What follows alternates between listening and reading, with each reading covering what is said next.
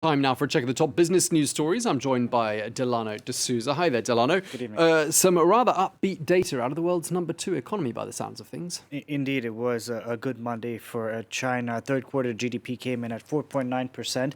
The country is the only major economy that's expected to experience positive growth this year. According to analysts, the recovery is broadening and is less reliant on government stimulus. For more on this story, here's France 24's Charles Pellegrin reporting from Beijing.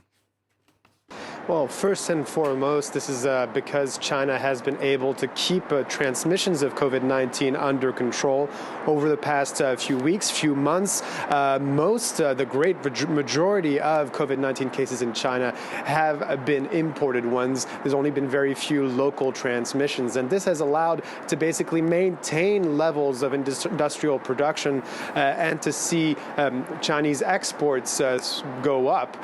Some products, especially in high demand around the world right now, like electronics or medical equipment. Obviously, another factor contributing to China's rebound is heavy investments in infrastructure projects around the country. We're seeing new highways, new high-speed train lines being constructed, and obviously as well, you mentioned it earlier, we're seeing also finally a rebound in domestic consumption, which had been lagging. This is especially driven by middle and upper classes. New indicators published this Monday show that in September, retail sales were up 3.3% year on year. So this is leading some analysts to say that China is solidifying its place in the world economy and could contribute as much as 30% of world growth. Reporting there earlier from Beijing. Now, Europe's major economies, meanwhile, are bracing for what will likely be a double-digit recession.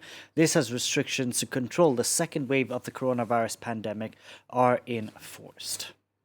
Now, the coronavirus pandemic is pushing all economies in the Middle East towards an economic recession. According to the International Monetary Fund, lower oil prices should increase reforms in the region. Lebanon is poised to see its growth slashed by 25% this year. The IMF, meanwhile, predicts the average price of oil will hover at around $46 a barrel in 2021, well below average prices seen last year. We should look at what is happening today as a call for action and also as an opportunity to accelerate the transformation of the economy, create more opportunities, especially for the youth.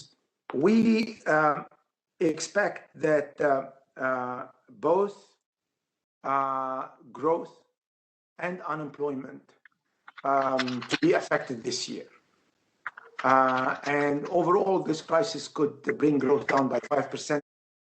Let's get a check on how the markets are trading at this hour. Brexit concerns weighed on sentiment in Europe this Monday. The FTSE in London ending the session down over 0.5%. Similar picture on the DAX in Frankfurt, and here in Paris, the CAC 40 ended the session in the red, down around 0.2%. Over in the United States, there is hope a fresh stimulus deal can be clinched. Treasury Secretary Steven Mnuchin and Speaker of the House Nancy Pelosi were set to discuss the bill. The main indices in the United States at this hour trading in the red, actually further in the red than they were an hour ago. There you see the S&P 500 and the Dow Jones both below 1%. Now, the incoming chief executive of British Airways has appealed to the British and the American governments to back a pre-flight COVID-19 testing program. This in a bid to restart transatlantic flights. The plan would require governments to waive quarantines for tested passengers. The industry has suffered massive losses since the start of the pandemic this year. Valerie DeKemp reports. As the aviation industry continues to fight for its survival, airlines have been keen to show that it is safe to fly again. Now, British Airways has become the latest carrier to make the case for looser restrictions, its new CEO urging the UK government to scrap quarantine requirements. Our position at British Airways is that we do not believe quarantine is the solution. We believe the best way to reassure people is to introduce a reliable and affordable test before flying. During an online conference just 2 weeks after being named as the new CEO, Doyle argued a testing pilot would help restart travel between London and New York, one of the busiest routes in the world. BA had previously announced it does not expect demand to recover its pre-crisis levels until 2023. The company could cut as many as 10,000 jobs. Some 7,000 people have already been laid off. Meanwhile, British Transport Minister Grant Shapps told the same conference he would push for an agreement on new travel corridors with the United States. We're trying to get this moving as quickly as possible. By its very nature of international cooperation, I'm afraid I can't predict quite how fast the rest of the world will move to make that a reality. The UK government is also considering shortening the quarantine period from 14 to 7 days.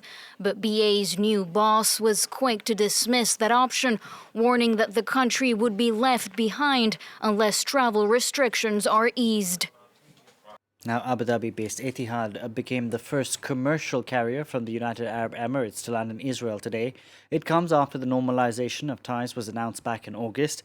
Etihad says it's planning regular flights between the two countries and will shortly be launching a Hebrew language website. ConocoPhillips has agreed to pick up Concho Resources for $9.7 billion. The deal to buy the American shale oil producer increases consolidation in the energy sector amid slowing demand and lower prices. The combined entity is expected to hold the equivalent of 23 billion barrels of oil.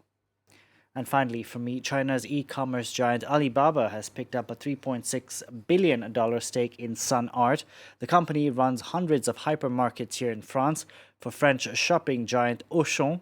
The deal increases its stake in Sun Art to 72% and further tightens Alibaba's grip on e-commerce in China, giving it over 13 million square meters of retail space.